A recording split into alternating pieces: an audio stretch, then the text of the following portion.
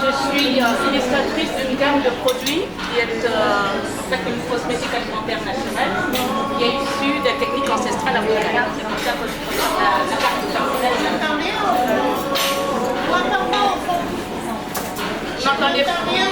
Ça va être dur, hein? Donc je disais que je suis propriétaire d'une marque de cosmétiques de luxe qui est issue de techniques ancestrales africaines, en fait la cosmétique alimentaire naturelle. C'est-à-dire qu'on utilise en fait des produits alimentaires pour faire de la cosmétique. Ce que vous avez dans vos plats, que ce soit des plantes, des légumes, on va les transformer et en faire des produits cosmétiques.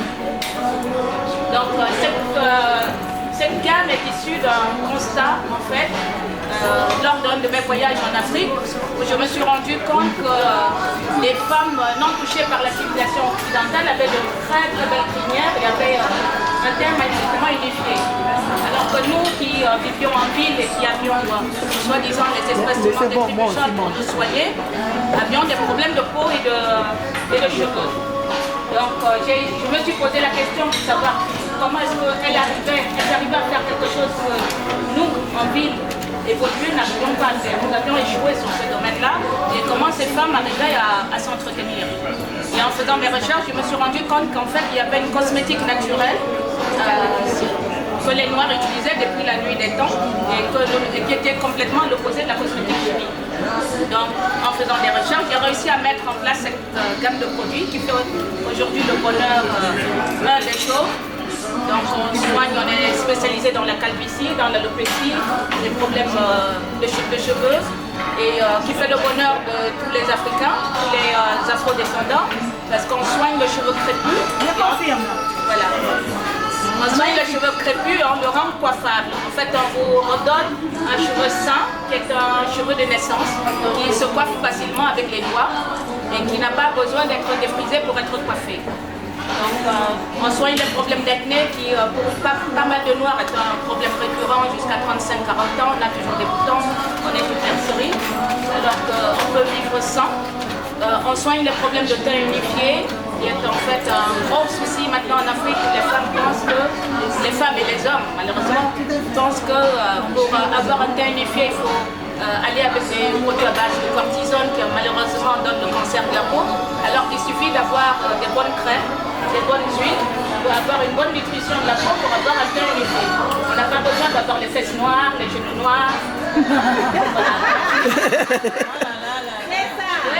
Malheureusement, on pense que c'est vrai, mais c'est juste des problèmes de cicatrisation qui ne se passent pas bien.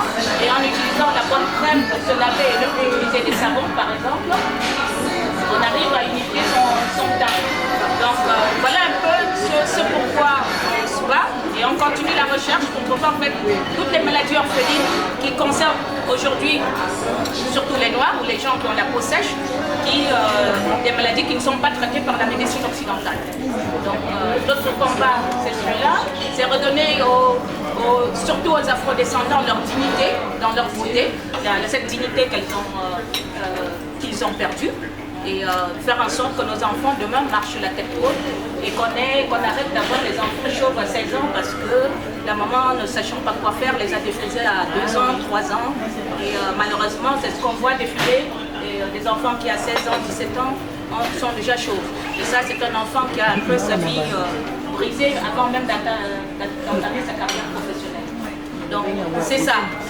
Aujourd'hui, malheureusement, ce qui se passe en Afrique, c'est qu'on voit de plus en plus de promotion sur les produits éclaircissants et les parents pensent que c'est normal parce que toutes les stars africaines qui passent dans les revues sont blanchies, même si elles sont noires, elles sont blanchies et la population de base pense qu'il faut être clair pour réussir.